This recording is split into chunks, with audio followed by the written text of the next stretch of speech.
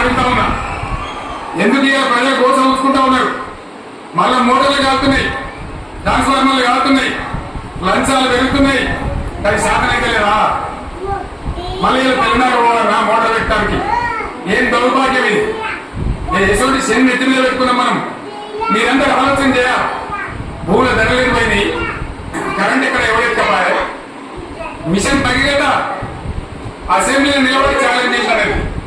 5 ఏళ్ల లోపల ప్రతి ఇంట్లో నల్ల పెట్టి నీళ్ళు ఇవ్వకపోతే మళ్ళా ఎలక్షన్ల పార్టీ మేము నిలవడం, ఓట్లు అడగమని చెప్పిన నేను. ఎవరు చెప్పాలి? దమ్మును చెప్పాలి. చేసి చూపించినాం, నడిపించినాం, ప్రతి ఇంట్లో నల్లా పెట్టినాం. కృష్ణా గోదావరి నీళ్లు తెచ్చి ప్రతి ఇంటి ముందర దుంకిచ్చినాం. అది మీరందరూ దానికి సాక్ష్యం. ఇలాగా మంచినీళ్ళు కట్టే నీళ్లు పెట్టిపోయి ఉన్న పథకం కేసీఆర్ ఎమ్మెల్యే అయిపోయింది. మంచినీళ్ళు కూడా ఏ శాతం అయితే లేదా? మేము ఇంత చెప్పాలి అంత చెప్పాలి అని ఎగిరి దుంకితే మాట్లాడితే మంచినీళ్ళు ఇచ్చే కూడా శాతం అయితే లేదా? మంచినీళ్ళు పోతాయి, కరెంటు పోతుంది, బట్లు కొనే దిక్కు లేదు. బట్లు కొంటారా? కాలాల కాల 15 రోజులు బట్లు కొనే దిక్కు లేదు, అడిగే దిక్కు లేదు. సర్కారు కొనకపోతే దిక్కుమాలి దేవుడా అని ప్రైవేట్ మిల్లర్లకు అమ్ముకుంటున్నాం. మళ్ళీ అక్కడ దళారీలు, అక్కడ దోపిడీ, మళ్ళా రైతాంగం దోపిడీ గురవుతున్నది. మళ్ళా 2014 కంటే ముందరి పరిస్థితులు వస్తా ఉన్నాయి. ఆ విధంగా ఎందుకు జరుగుతా ఉంది? ఇది ఎవరి అసమర్థత? కాంగ్రెస్ ప్రభుత్వం. ఈ కాంగ్రెస్ కాటేయడం కాదా?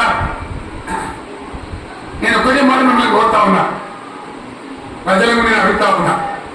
పేదలు గుడిసె వేసుకుంటారు, ప్రభుత్వ జాగ్రత్తలో పాపం తెలిసి తెలవకుండా వేసుకుంటారు. బీఆర్ఎస్ గవర్నమెంట్ లో హైదరాబాద్ తో సహా, వరంగల్ తో సహా అనేక పట్టణాలలో, అనేక ప్రాంతాలలో రాష్ట్ర వ్యాప్తంగా లక్షలాది మందికి మేము పట్టాలు ఇచ్చినాం.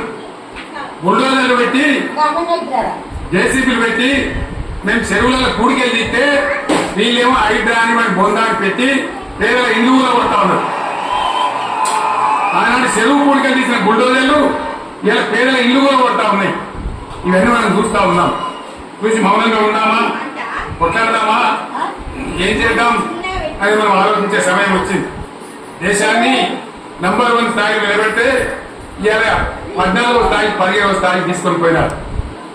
నా కళ్ళ ముందే నాకు గిట్ల జరుగుతుంది, ఇంత మాయలమవుతుంది, ఇంత మోసం చేస్తారని నేను కూడా అనుకోలే. ఇలా చాలా బాధ కలుగుతా ఉంది, చాలా దుఃఖం కలుగుతా ఉంది. ఇంకా ముందరికి పోవాల్సిన తెలంగాణ ఇలా ఇంకా అయిపోతున్నా ఉంది. మళ్ళా ఎవరు దీనికి కారణం? ఈ దుర్మార్గులు కాదా? నిలబెట్టి ఖచ్చితంగా అడగాల్సిన అవసరం ప్రజలకు లేదా?